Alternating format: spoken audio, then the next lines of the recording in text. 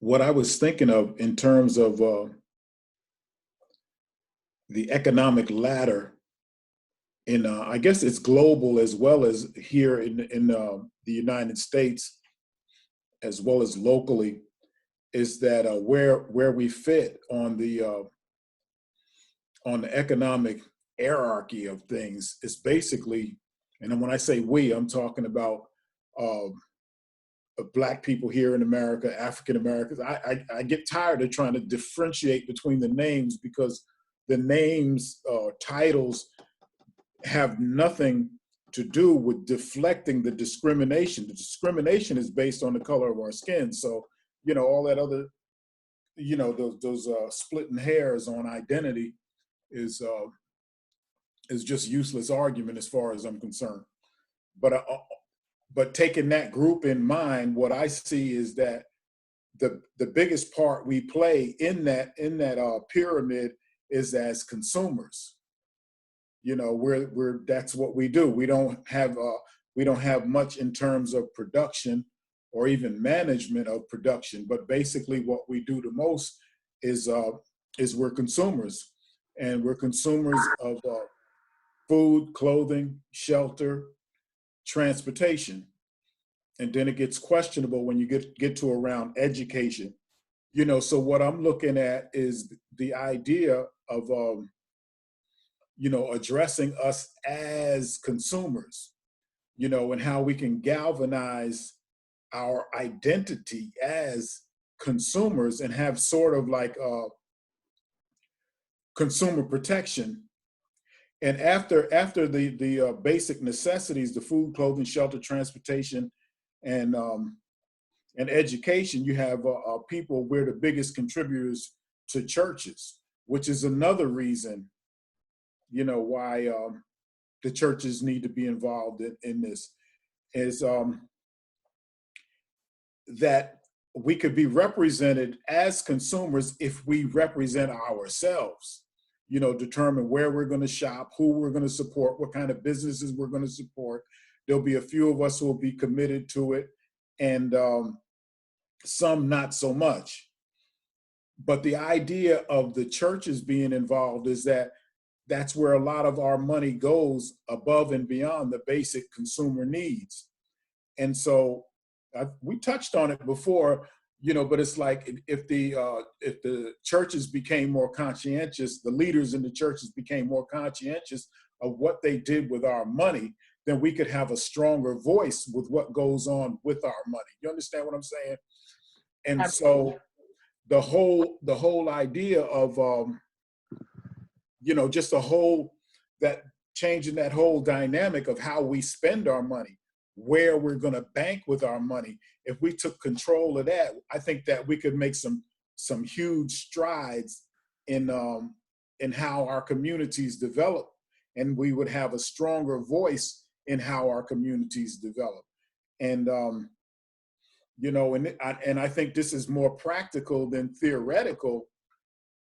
If we could come to the understanding that this is something that we could do without really altering much of our lifestyles other than where we shop. Yeah, I mean, you know what? It's funny because sometimes when there comes a point where you value, if you're about community development, if you're really about investing in the community, if you're really about this thing we say we about, right? If you're about that thing, then how you do that comes naturally. I don't know the last time I've shopped anywhere other than AD's or Stepping High Fashion over there in Weldon. I don't pick up my clothes from anywhere else. If I'm looking for an outfit, if I'm looking to put on clothes, if I'm looking for something fresh, there's nowhere else that I'm gonna go. Especially if it's anything for retail price. I mean, sure, okay, I might slide over to a thrift store. Okay, you got these things called Plato's closets where you can buy a shirt for $5 that might have cost 15 because it's secondhand. But hey, even in a situation like that, maybe we need to be figuring out how to do more clothes swaps. there's so many people with so much money and so many clothes, and the wardrobes go from here to there, and there's nothing that they can, there's nothing they're going to do with it. Maybe we need to be redirecting our funds into making sure that, hey, if you want to stay fresh, turn yourself into your own Plato's closet. People drop stuff off with you, and you can go ahead and sell it. But either way, I just know it becomes intrinsic. It becomes who you are, how you move, what you do when Right. you say that, hey, this is what I'm for, this is who I'm trying to help build with, and so this is who I'm going to support. That's definitely a mindset shift. Yeah. And I guess putting that information out, and you were talking about circulating the videos that we're producing, and I'm not sure, but I think that the key is to keep producing them, because one day there'll be a collection, and so people will look back and see the continuity of subject matter and spirit. Because what you were just saying is like one of the things that I was doing. If you remember, it's probably been close to 2 years ago that I started to find these clothes from Neima's has a shop in Rocky Mount. I go there sometimes, but I had gone into a venture where I wanted to get people who had skills as seamstress, to just take regular, shirts that you might buy, shirts, pants, suits, jackets, whatever, and take swatches of Afrocentric materials and just accentuate them, so you could, in one of those shirts that you could buy for $5, you could put another, $5 or $6 of kente cloth or whatever, and just have that put on the collar or put on the button line or put on the cuffs, just something that just shows that Afrocentric kind of flair, you know. Sure. And I still look for them, and I still do that, and I still commit, to supporting people who do that. I just couldn't find anybody that could see beyond the work that they would have to do to make the shirts, because you look at it, if you can make that shirt in 15 minutes and you sell it, you make a $10 profit for your labor. You making $10 in 15 minutes, Right. legally,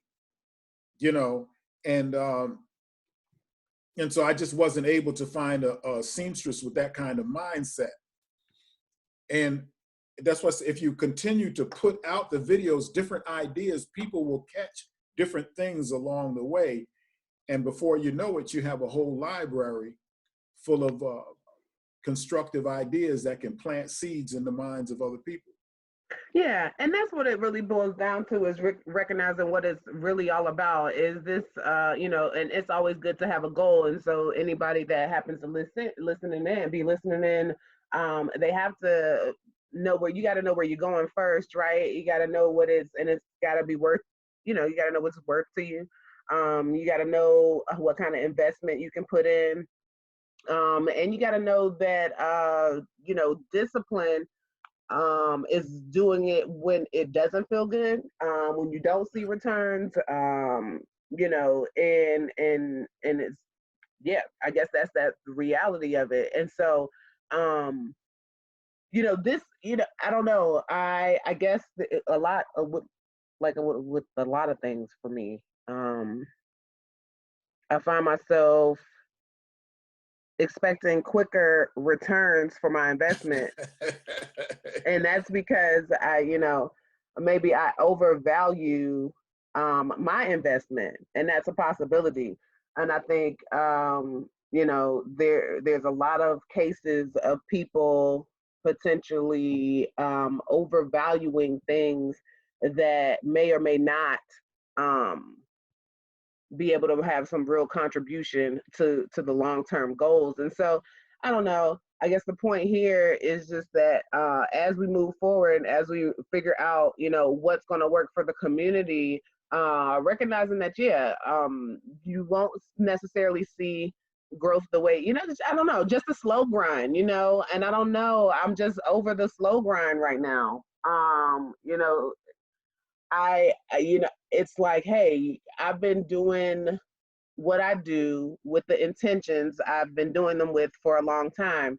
I've seen gains, I've seen slow gains. I see we're at a place at a pivotal point where people are, ready to hop on board with things, that a lot of folks have been talking about for years. And it's like, okay, that's cool. And, I've kind of had these conversations before where you see, it's been cool to be woke for like the last 5 years, right? You can be woke, stay woke. Now they want you to stay woke. And before they ain't never want you to get woke in the first place. So you see how things become trendy, but they happen to be the things that are necessities when it comes to the culture, right? So it's like, damn, do I have to sit around for another 5 years for people to catch on to the fact that these people are paying 2 cents for the shoes that you pay $200 on your feet for? And am I going to have to sit here and have a conversation with folks that $200 pair of shoes that's only worth 2 cents could be going towards something that your living benefits? Yeah. Okay, well, you want to invest $200 a month in some outfits, and that's all your priority because that's your money. You do what you want to. But at the end of the day, when it comes down to trying to figure out, oh, what am I going to do? Because I realize that my job really does not give a damn about me. My job does not give a damn about the individual. My job does not care that I only work part-time and do not have benefits and have to rely on the government to try to figure out insurance if I get lucky. If you're in one of those places where, you just happen not to get insurance and you don't have to pay for it yourself, there's all these compounding things of people seeing, oh, on one side, the people that I thought were going to always be there around supporting me and my needs, they're flying out the window. Right, those things are gone. That's all passed away. You sitting here on your ass in quarantine during a pandemic, don't know which way is left or right. You got to figure out control of your own health now. You got to be eating right. You got to figure out your money situation before with your 401k. I just learned through a seminar that you ain't saving but maybe 3% of your income. If you were happen to be one of those people that was spending a third of your income on housing, you on the struggle bus, boo. And so now you have to take those matters into your own hand and redefine what really matters to you. Is it looking like having without actually having what matters to you? Is it putting on these fronts for people that matters to you to make sure you look like money? Hey, I mean, listen, hey, we always been the type to keep it fresh, whether we had it or not. You know what I'm saying? Shout out to Malcolm X. It is his birthday. He the one taught me about zoot suits and conks and shit, So, people have always been throwing on the suits and getting flashy to be able, but all the time it was always to compensate for us having things taken from us and stripped from us because, hey, mainstream oppressive ass white supremacy paternalistic society decided that, hey, you can only have what we let you have. And so we've developed this mindset that, hey, you know what? I ain't got shit, but I'm gonna look fresher than a motherfucker. And that's cool. Now we got to redefine what fresher than a motherfucker looks like. We're talking about shifting mindsets here, which is stuff that is the slowest of slow grinds. And damn it, you think? ass tired, boss. You, Shit. I've been diving into this a Black History reader from Claude Anderson, and I'm like looking at, it's like I already know the shotgun, effect of the whole idea of what we're dealing with, and he really gets down into the intricate surgical precision of just how messed up we are, and where it started and how to, get us all on the same page about our history. And it's hard. It's a slow grind, You know, it definitely is. And I think that on the consumer side, that's what you look at it. If we could ever get people to just be determined to support our own communities. That part. You know, it seems really simple just saying it, you know, but you know, like you were saying, you go over to high fashion and Weldon, and I do too. I was just over there yesterday. I was telling them that, you know, when my little stimulation comes in, that I'm gonna, you know, part of my spending is gonna be, you know, Right. you know, with my brothers and sisters that have their own businesses, you Yeah. know, and how to get more of us to commit to this. You know, that's the thing, because along with that, there can be a wave building in terms of educating the community and changing the paradigm. You know, that the people that want to support these businesses want to take care of the communities also. You know, that want to see trash picked up in the community where, and it's gotten better here in Roanoke Rapids since we, you know, I ain't saying that because we brought it up on radio, but it just has, you know, and also, you know, talking to people with the Department of Public Works, you know, when we start showing that kind of interest with parks and recreation and so forth, just little liaison type thinking that we can get support on, because if we do better, and this is what white folks don't seem to understand, if we can do better, they'll have less pressure on them, you know, or what they think is pressure, Right. you know. Right. And so, and I'm looking at it, and it's always, and it really is, you know, y'all can excuse my language, it usually is some clown shit that upsets the cart and has us fighting again. Mm-hmm. You know, whether it's us fighting each other, or us fighting white people, or us rioting in the street, you know, and all of this kind of stuff. I'm just looking at an episode of In the Heat of the Night, and it was just these grown people were trying to use the football team, the blacks on the football team and the whites on the football team, to start fighting each other. Mm-hmm. You know, and I mean, the adults were manipulating it. The quarterback, this grown white man, punched this grown white, but he's standing there taking it so that he can go and say that black people did this to him. You know, and so when your kids are fighting and killing each other, parents are going to step in. And so, and this is the kind of stuff that's really escalating. And it's like the leader of the country is not addressing it, because it's what he wants to see, or he just doesn't give a shit. Yeah. You know, and so we end up dogging ourselves out, and they end up worse, because they end up fighting each other, because there are those among them who do want to stand up for what is right, and then they want to fight them. You know, and so yeah, it's really interesting, because I've looked at some of our historical leaders. You know, again, we are recording this on the what we know to be Malcolm X's birthday, right? And so when I think about all the leaders over the years, and I look at how they've either shaped or framed their messaging, you know, we've always had this interesting and somewhat, to me, disturbing level of comparison that we wanted to make, and parallels that we wanted to make to the white people who were the ruling class in society, right? Who white people, and I guess we still make those parallels to white folks who are ruling classes in the society, and always trying to say, well, if white folks got it, then we should have it too. And that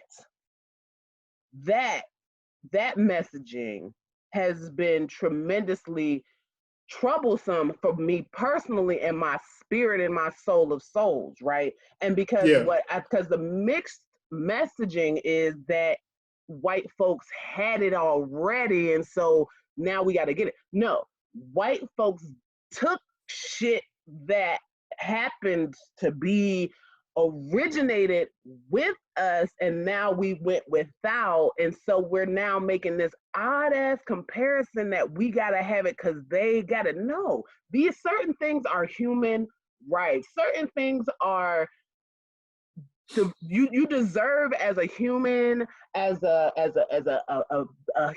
being, a spirit, whatever the hell you call it. I don't know. A spirit having a human moment. There's some shit you just deserve. And and then when we think about how things are run and how societies are set up, and how they work, right? Like every community deserves to have those necessities without having to worry about someone coming in and snatching that out for the sake of saying, you got it and I don't want you to have it because either it's something that I haven't been intelligent enough to build for myself and so I'm gonna snatch it, or it seems to put you at an unfair advantage over me, so I'm gonna take it, right? And so when you're up against and you're living in a society where you've been the one that's oppressed on a regular basis, because it seems as if your light shines so bright, let me figure out how many different ways I can snatch that shit, take a little filament at a time to try to dim your light, dim your shine. If that's the case, and we find that some people are constantly ticking and trying to pull away from us, I guess I'm just trying to figure out how do we. I'm not even trying to reverse a mindset anymore. I mean, we're talking about trying to help evolution happen. It's like this is evolution.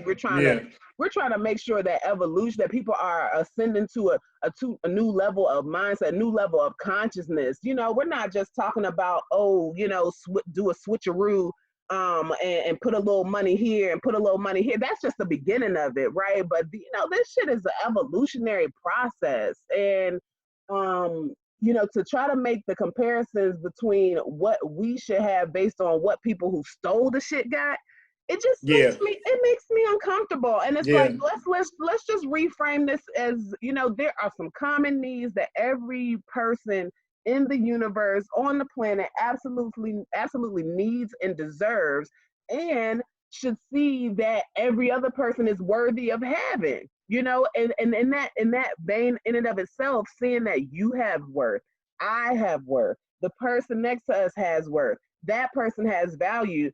Seeing that and respecting that is where it starts when it comes to how we're interacting and treating other people. I think that's the baseline. Not that white folks did it, so we do too. That's what got us fucked up. That's why yeah, we out here doing the dumb shit. yeah, exactly. Because we don't acknowledge ourselves enough to have our own standard. And it leads me to one of my favorite arguments, and I guess I'm going to be saying this for the rest of my life, that people don't understand. Like, I was even reading Claude Anderson, and I've heard him speak on it many times. It's like they talk about life, liberty, and the pursuit of happiness, and it's like happiness equates to property and money. For people who think carnal, finite thinking, and so forth. But the sentence before that in the Constitution is that we hold these truths to be self-evident. What happened as they designated our forefathers to be 3/5 of human, 3/5 of a man, there was none of us that could step up to the table and say, I beg to differ with you. Mm-hmm. That I'm not 3/5 of a man. I am here to represent myself. And the way you dividing up this pie, you're not including me, and your reasoning for not including me is invalid. That's the Right. bottom line. And Right. so because we have built it, we just acquiesce to the idea that we are property. And so that's what we have been battling ever since. When you get to slavery, emancipation,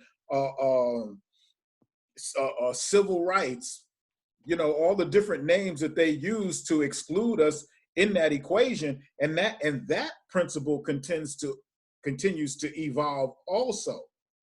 And so we're still just as lost because of the as a group, we have not acknowledged ourselves. We hold these truths to be self-evident. But every time we want to bring up an argument, we're gonna say black, Negro, colored, slave, former slave, whatever. It's just no. It's just what's right, you know. And your premise for the model, you know, for the you know, creating the Constitution, when it came to me and my people and my ancestors, you did that in the back room, and you did not ask for, require, nor desire my input. And that's where you were wrong. So when them 5 people sat in that room, if 5 of us would have went in there with our bush axes and machetes while they're writing all of this shit down, we could have avoided a whole bunch of this. Because you would have had to act fairly and give an equal voice, you know, because that's what it said. All men are created equal. Right. We hold these truths to be self-evident. So if you don't know yourself, and master say, go over there and sit down and shut up this grown folk business, and you just went over there and sat down, you didn't know they were talking about you and making a plan to keep you and everything that comes down your lineage to keep you excluded from the quote unquote American dream. Happy birthday, Malcolm. Happy birthday, Malcolm. Yo, listen, got me over here. You know, I feel like, again, when we talk about evolution, right? He was one that evolved in front of our eyes. And, you know, you have folks who, you know, will talk and say that it was the greed, or it was the fame, it was the notoriety that made the shift and made, you know, him speak in certain ways against certain people at certain times, right? But regardless, he's been what appeared to the eye over years as completely transparent about who he was in his spiritual development, right? And I think that if we take away anything today, if I can leave my frustrations at the Zoom, and make sure that I'm laying all my, you know, frustrations down here, you know, I'm grateful for growth, right? I'm grateful for you know, grandiose ideas that might not always work. But I'm also grateful for the opportunity to learn and to be able to see that, hey, like this, I don't know, like I don't even know where I am right now, because I have this mixture of y'all. Like if you don't already see this for what it is, I don't know that I can help you anymore. I don't know that I can, you know, if the eye that's not open, the eye that's unwilling to see, right? At this point, it seems like it would just be an unwilling eye if you don't see things for what they are. You don't see this as a time to evolve into a person that is going to be dedicated to helping your community. You don't see this as a time to evolve into the person that is looking at your neighbor for resources, or trying to become that person that has the tools. If you're not there, I don't feel like there's a whole lot to be saying anymore. And I guess I'm trying to figure out how to change my conversation and my narrative to really address the folks who we need to address the most. Because as I evolve, as I change, as I look for something new and different, it's like, I don't want to be talking till I'm blue in the face and feel like I'm still trying to address people who just not going to get it. No, I need to be calling, this meeting is called to order. You know, from now on, you know, we might just have to block these meetings out. It's time to have the meetings of the minds of the people who is about to, you know, start and repopulate it and be a part of the tribe that's going to make shit happen. I don't know that I can keep having these conversations for folks who are committed to living in the, you know, in the world as before, right? As the pre, you know, I feel like this pandemic, this this pandemic or whatever the hell you want to call it, is shifting us. And if you're still where you were and still looking for the old, and we're shifting into the new, yeah, yeah, you just got to get left behind, And I want to be able to say, oh, there's something in every one of us who, there's that spark, but the African proverb, I think it was Ashanti, it said, you cannot show a child the supreme being. I can't show you God. I can't show you you. I can't force you to look at you and see what you are capable of. I can't show you that. You got to see that for yourself. As Tad. That's all. Yeah, the other side of the sword is that is why we talk about planning in education, for the youngins, so they don't have to continue to look in the past, that they can face the future with a new boldness and a new direction and a new vision. One of the things that I don't get into too many groups on social media, because I find that the conversations and the topics are just recycled, and you'll be talking about the same shit basically every 6 months, no matter how many different groups you're in, and you're going to find that somebody new is going to come in with an old question, and so I ain't got time for that. I'm just not feeling it. So I look for ways, to do things like my next plan, is a community action center, that I can find and assess where people are at and develop strategies. If they're willing to be in the room and part of the conversation, I could, go into the breakout rooms, where people that level, we're going to bring you up from whatever level you're on, but we got to know what level you're on, because you can't come into the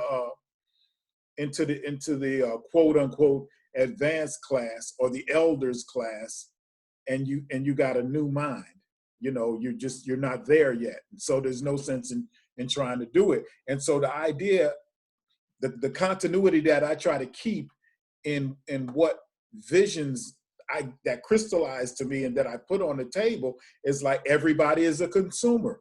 So we have something in common. So let's have consumer education as well as financial literacy and planning and money making and all of that stuff, and I think a good part of that is, since we're all consumers, where are we going to spend our money?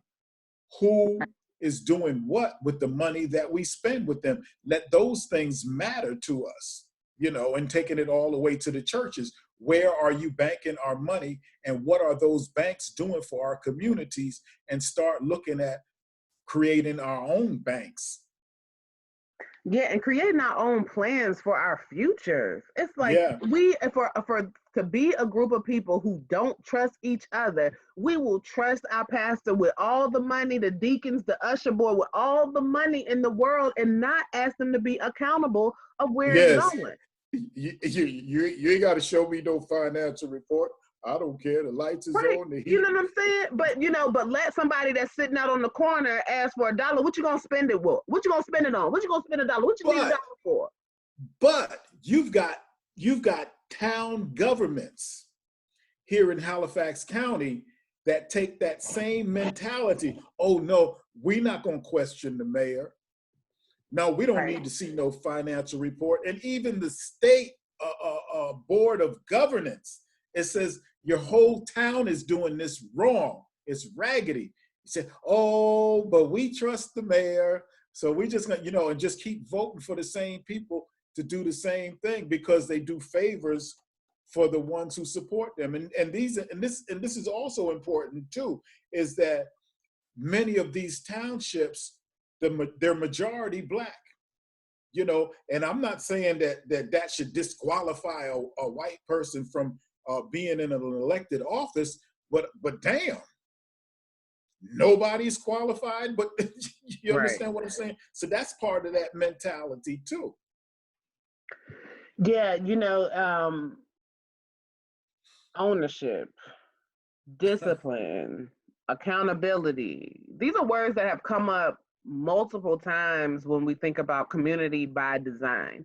If we're Hmm. designing our community, we have to be making sure that the folks in our environment are accountable to the folks in that environment. That means that me being accountable to my brand, my family, my daughters, right?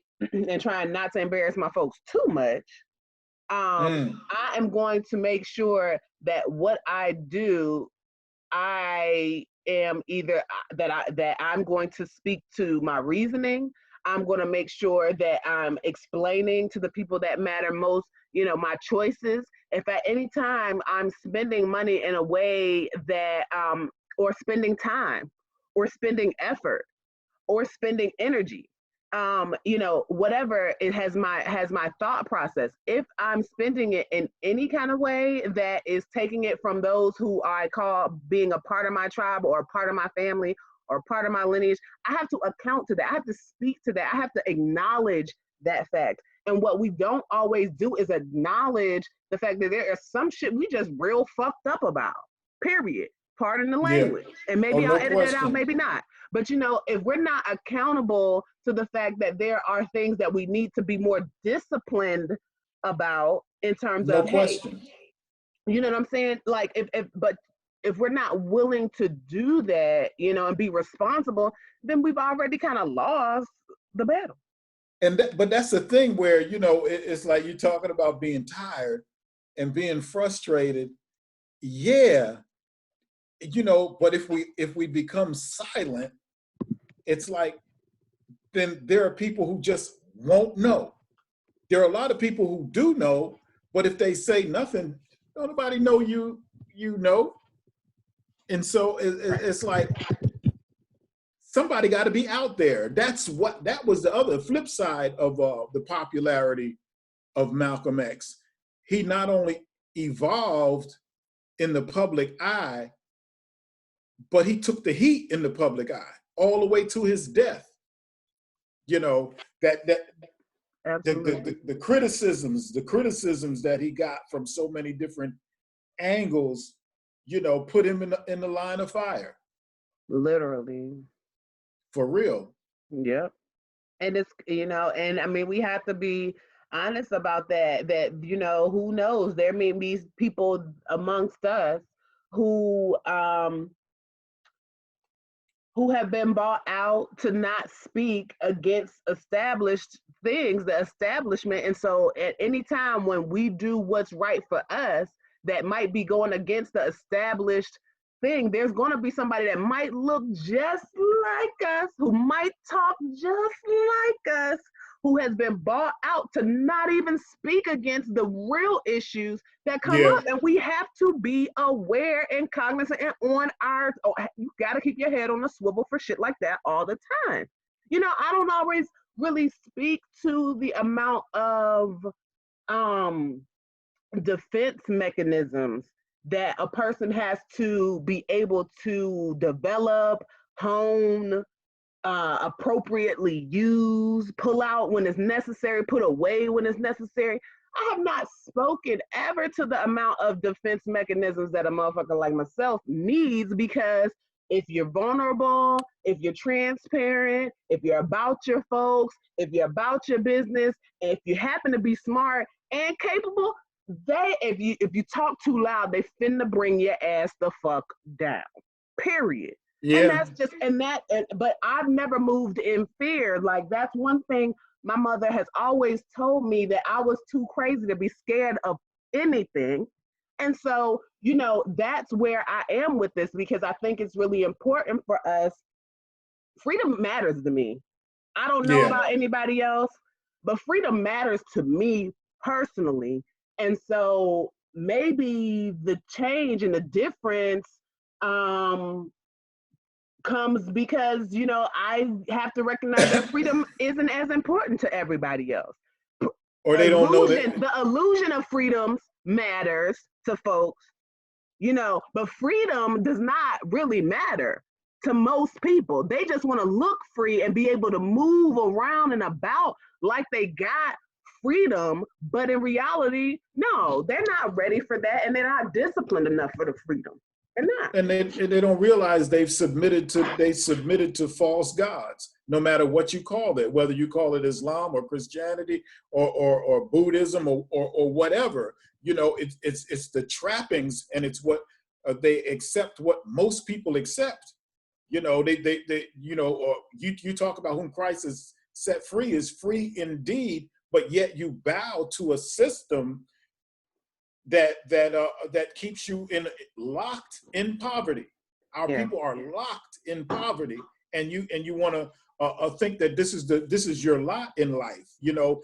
And every other group that migrates to this country is outpacing us, and they want to claim that it's our natural imperfections and our flaws and our lack of intelligence that is the cause of this, when it's that same corrupt system that said, after we hold these truths to be self-evident, they wouldn't let us bring ourselves to the table, or they just manipulated it to the point that we could not represent ourselves because we weren't in the room. We couldn't get, the rooms were segregated.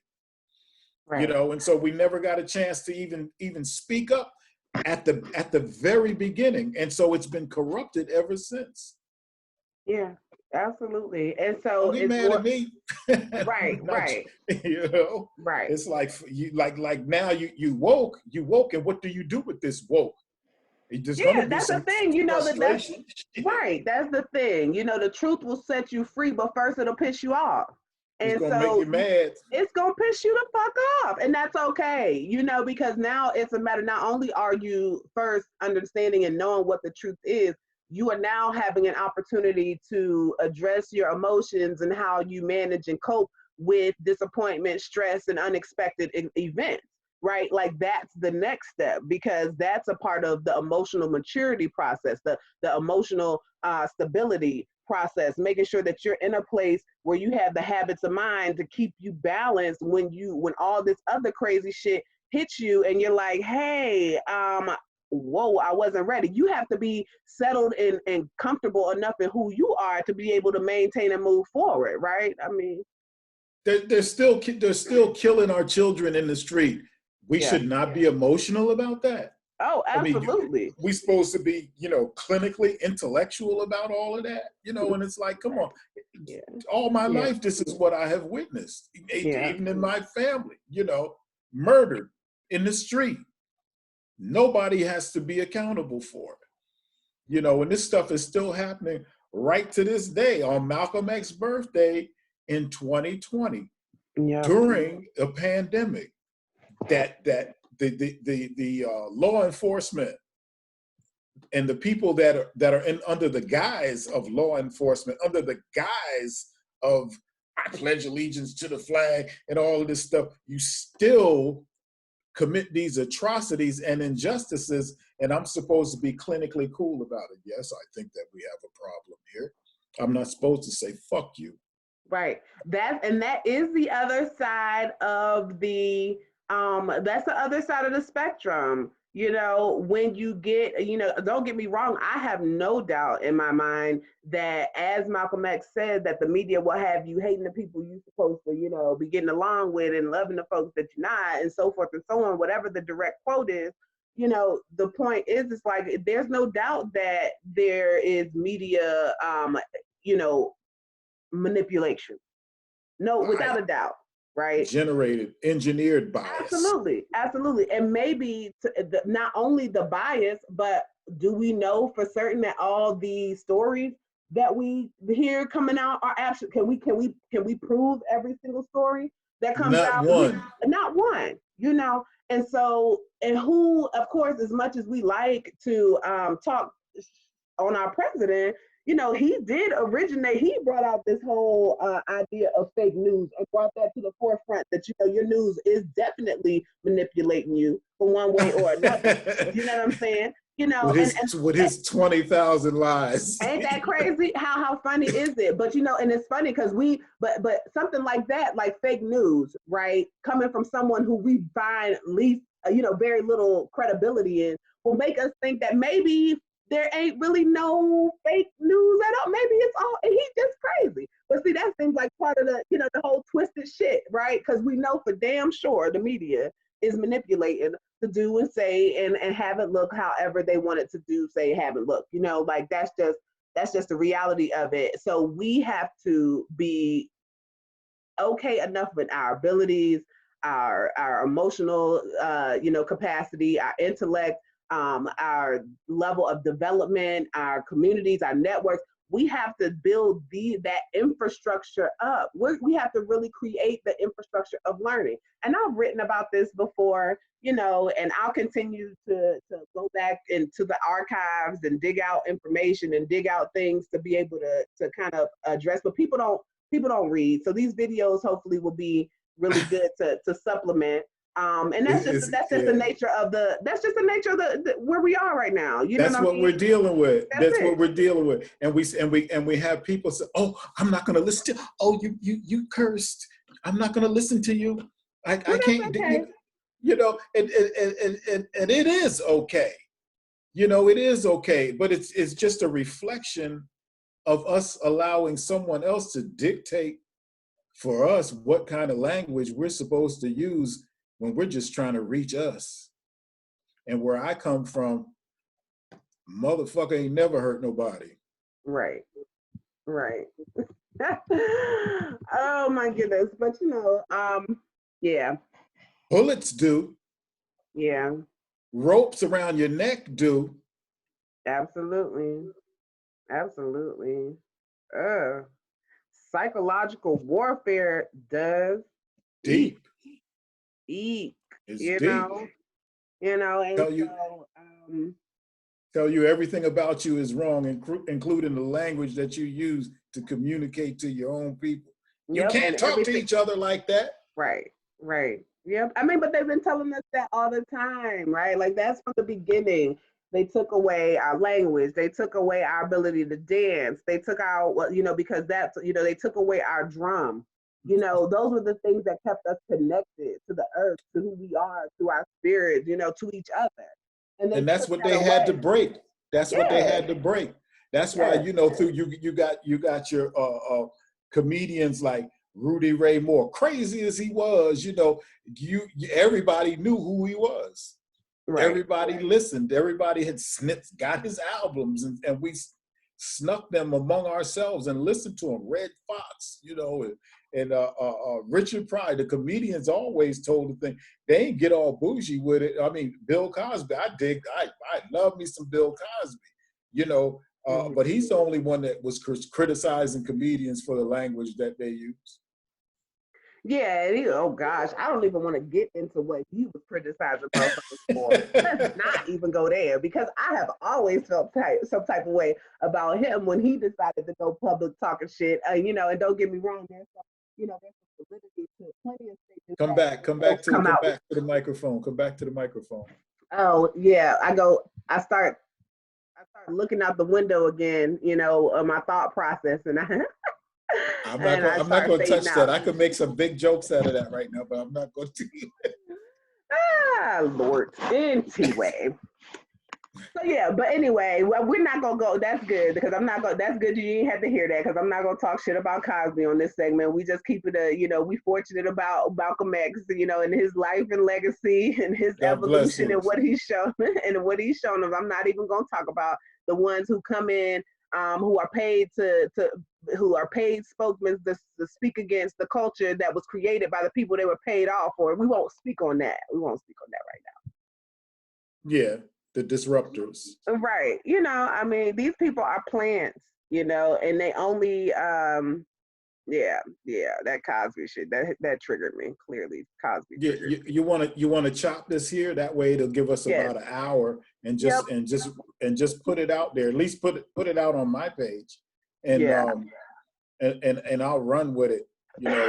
Some people will watch, some people won't. But, and then you still got those who are parents.